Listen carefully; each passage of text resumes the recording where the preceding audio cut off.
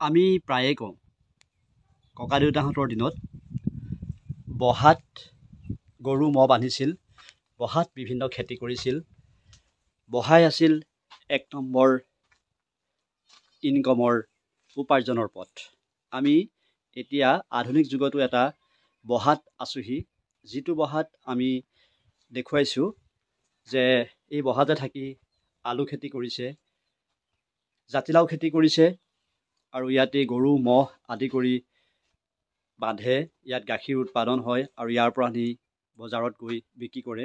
ইয়াত জাতিলাও কৰিছে, ইয়াত কোমোৰা কৰিছে, ইয়াতে বিভিন্ন খেতিৰ লগত বিশেষভাৱে এই বহা এটা উপাৰ্জনৰ পথ হিচাপে আমাৰ গ্ৰাম্যাঞ্চলত বিশেষভাৱে জনাজাত।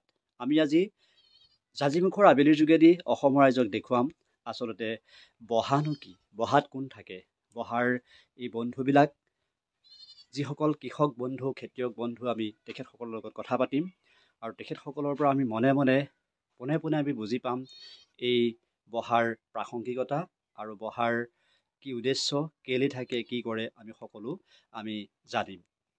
মই যিটো বহাত আছোহি, মই বহাজনৰ মালিকক লগ পাইছিলোঁ। আপোনাৰ নামটো ক'বচোন। শ্ৰী প্ৰদীপ বৰা।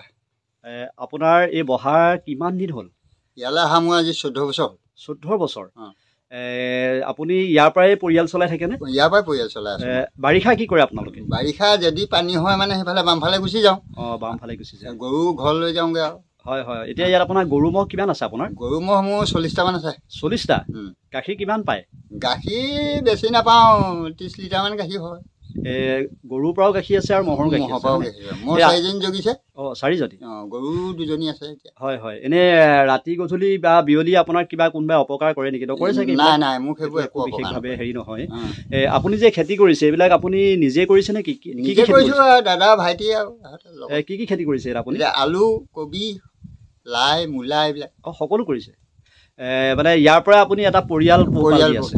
আপোনাৰ পৰিয়ালত কোন কোন আছে? পৰিয়ালত মোৰ মানে এতিয়া আমি বুঢ়া বুঢ়ী আছোঁ আৰু পৌ 2টা আছে। সিহঁতৰ মানে পৰিয়াল 6টা। পৰিয়াল 6টা। মানে আপুনি এনেকেই আৰু বেলেগ ঘৰত চাকৰি বাকৰি আছে? নাই নাই, কাৰো নাই, একো চাকৰি নাই। আপুনি এনে ধৰক আমি বিশেষকৈ আমাৰ সন্মানীয় মুখ্যমন্ত্ৰী হিমন্ত বিশ্ব শৰ্মা ডাঙৰীয়াই আমি কিছুমান সুবিধা দি আছে, চৰকাৰে সুবিধা দি আছে, এইবিলাকৰ আপোনালোকে পাইছেনে? মই একো পোৱা নাই দেই। এতিয়া বানপানী এইখিনিত চবে পাই গ'ল। আপুনি একো নাপালে? আপুনি অৰুণোদয় পাই নাই বাৰু? অৰুণোদয় মই নাপাওঁ, কিন্তু আমাৰ মাইকী মানুহে পায়, পৰিয়ালে পায়। এনে অন্য আৰু কিবা কিবি সাহায্য পাইছে? একোকে নাই মোৰ নামত দেই। একোকে পোৱা নাই। ইয়াত থাকি কেনেকুৱা লাগে আপোনাৰ? মই ইয়াৰ পৰা যাবলৈ মন নাযায়। বিশেষকৈ খৰালি দিনটাত চাগে আৰু খৰালি বাৰিষা মোৰ আৰু সেইবোৰ কথা নাই আৰু। বাৰিষা হলে বেছি দিগদাৰ হলে ওপৰলে চাংখন পাতি উঠি দিওঁ, সেৱা বতাহো পাই থাকো, ভাল লাগে গৰমত। মানে আপুনি গৰম কি বস্তু মানে গমেই নাপায়? গৰম ঠাণ্ডা মই একো গম নাপাওঁ, গম পাবি ভিতৰত। গতিকে সেইটো একো কথা নাই বাৰু। ভাল লাগিছে আপুনি এজন খেতিয়ক হিচাপে আপুনি যিমানখিনি এটা আদৰ্শ দিছে, আমি সঁচাকৈ সন্মান জনাইছোঁ আপোনাক। গতিকে আপোনাৰ সুস্বাস্থ্যৰ দীৰ্ঘায়ু কামনা কৰিছোঁ। ধন্যবাদ।